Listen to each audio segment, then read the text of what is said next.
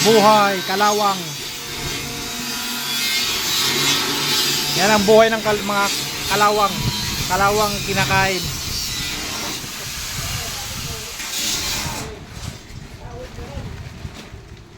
Kung gawain niyo regular, ano ba? Away niyo regular eh. Buhay kalawang talaga tayo dito. Ano, lalagyan ng asiro? Lagyan ng asiro? Tupusin mo na eh.